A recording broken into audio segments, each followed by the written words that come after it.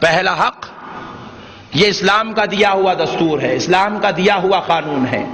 آج ہماری نظر میں ہماری اولاد، ہماری بیوی ہمیں اتنی عزیز اتنی عزیز اتنی عزیز ہو جاتی ہے کہ ہم بیچارے بوڑھے ضعیف ماں باپ کو بھول جاتے ہیں، ان کے حقوق کو نعوذ باللہ من ذالک ہم ندارت کر دیتے ہیں۔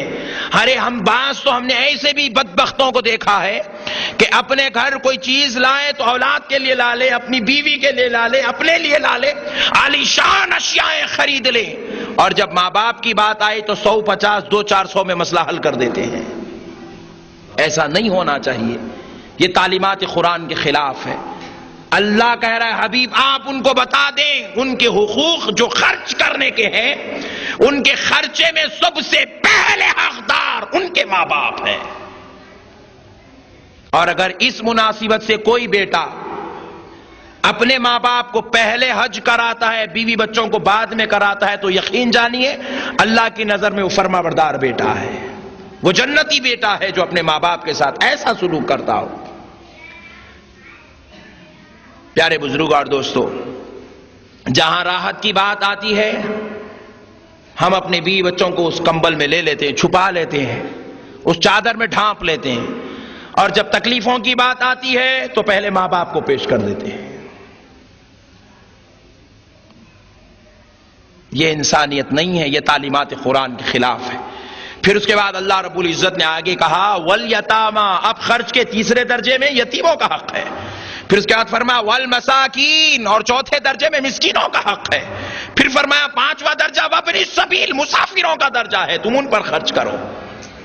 پیارے بزرگ اور دوستو، آج ہمیں ضرورت ہے ہم قرآن کو سمجھیں، قرآن کی تعلیمات کو سمجھیں، اور جب قرآن پڑھیں گے تو مسکینوں کا تذکرہ بھی بعد میں، یتیموں کا بھی بعد میں، مدرسے والے بچوں کا بعد میں، خاندان کے بزرگوں کا بعد میں، خاندان کی عورتوں کا بعد میں، بیواؤں کا بعد میں، یتیموں کا بعد میں، یسیروں کا بعد میں، پہلا تذکرہ اگر کسی کا ملے گا تو وہ ماں باپ کا ملے گا۔ پھر اس کے بعد اللہ رب العزت نے آگے فرمایا وما تفعلوا من خیر، جو نیکی بھی تم کرتے ہو فإن اللہ بھی علیم، ماں باپ کے اوپر خرچ کر رہے ہیں بندو، تم نیکی کر رہے ہو، تم یہ نہ سمجھنا کہ میں ماں باپ پہ خرچ کر دیا، ماں باپ کو دلا دیا، لٹا دیا، تم یہ نہ سمجھنا بندو فإن اللہ بھی علیم، بے شک تمہارا پروردگار ہر چیز کو جانتا ہے، ہر چیز کی خبر رکھتا ہے۔ تو اگر اپنے ماں باپ پہ کچھ تو خرچ کرتا ہے تو یہ نہ سمجھ کہ تو غریب ہو جائے گا، تو فقیر ہو جائے گا، یہ نہ سمجھنا۔ تو اپنے ماں باپ پہ خرچ کرتا جا، تیرا رب تجھے نوازتا چلا جائے گا، تیرا رب تجھے عطا کرتا چلا جائے، ہر چیز کی خبر رکھنے والا ہے۔ تیرے مال میں کتنی کمی ہو رہی وہ تیرا رب جانتا ہے، تیرے روپیے میں کیا خرچ ہو رہا ہے وہ تیرا رب جانتا ہے۔ تو بس خرچ کر ماں باپ پر۔ تجھے کاروبار کے اسباب بنانا، ذرائع بنانا، غیب سے تیری مدد کرنا، یہ تیرے رب کا کام ہے۔ اسباب بنا کر بھی تجھے دیتا ہے، اور جو اسباب کے ذریعے سے تو کاروبار شروع کر لے تو پھر گراہک کو بھی بھیجتا ہے، یہ تیرے رب کا کام ہے۔ پیارے بزرگ اور دوستو، اور ایک بات یاد رکھیں، جو اولاد اپنے ماں باپ پر خرچ کرتی ہے، یقین جانیے قرآن و حدیث کی جو تعلیمات سے ہمیں سیکھنے پڑھنے کا موقع ملتا ہے وہ بات کہہ رہا ہوں، وہ اولاد کبھی محتاج، فقیر، غریب، مسکین ہرگز نہیں ہو سکتی، ہرگز نہیں ہو سکتی۔ اگر وہ اپنے ماں باپ کو 10% خرچ کرتا ہے تو اللہ 100% اس کو عطا فرماتا ہے۔ پیارے بزرگ اور دوستو، اب اسی قرآن پاک میں ایک اور مقام پر اللہ رب العزت نے یوں ارشاد فرمایا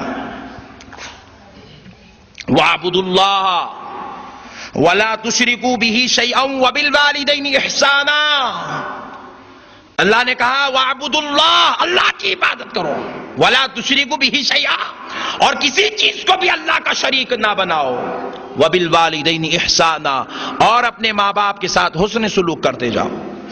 ایک آیت ہے، ایک آیت میں صرف 2 باتوں کا حکم دیا جا رہا ہے، ایک تو اللہ کی عبادت اور اس کا شریک کسی کو نہ بنانا، پھر دوسری بات ماں باپ کے ساتھ حسن سلوک کرنا۔ تو اللہ رب العزت نے کہا عبادت کا حق میں رکھتا ہوں، حسن سلوک کا حق ماں باپ رکھتے ہیں۔ بات سمجھیے، غور کیجیے اللہ کی کلام کو۔ اللہ کہہ رہا ہے اگر کوئی عبادت کا حقدار ہے تو وہ میں ہوں، اور حسن سلوک کے کوئی حقدار ہے تو وہ ماں باپ ہے۔ غور کیجیے اللہ کے کلام کو.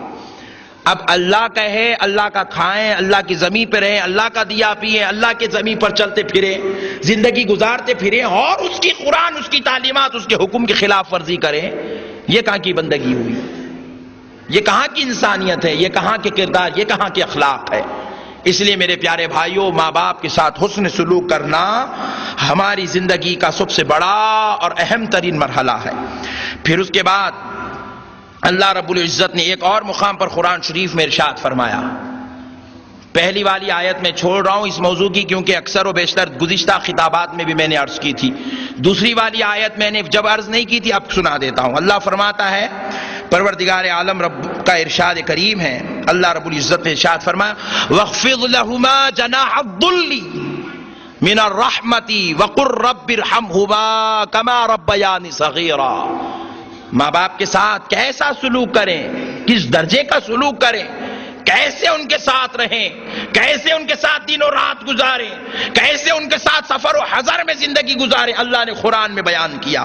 فرماتا ہے وَاخْفِضْ لَهُمَا جَنَاحَ الذُّلِّ، اور اپنے کندھوں کو، یہ جو کندھے ہوتے ہیں، یہ اکڑ گیا مطلب کندھے تنا دیا، جھک گیا مطلب کندھوں کو جھکا دیا، عاجز ہو گیا. کہا اپنے کندھوں کو جھکا دو، عاجزی وہ انکساری کے طور پر. اللہ اللہ، سر جھکتا ہے خدا کی بارگاہ میں، اور قرآن ہے، اللہ کہہ رہا ہے اپنے کندھوں کو جھکا دو عاجزی کے طور پر. کہاں؟ ماں باپ کے سامنے. غور کیجیے، اللہ کہہ رہا ہے ماں باپ کے سامنے تن کے ٹھہرنے کا نہیں ہے.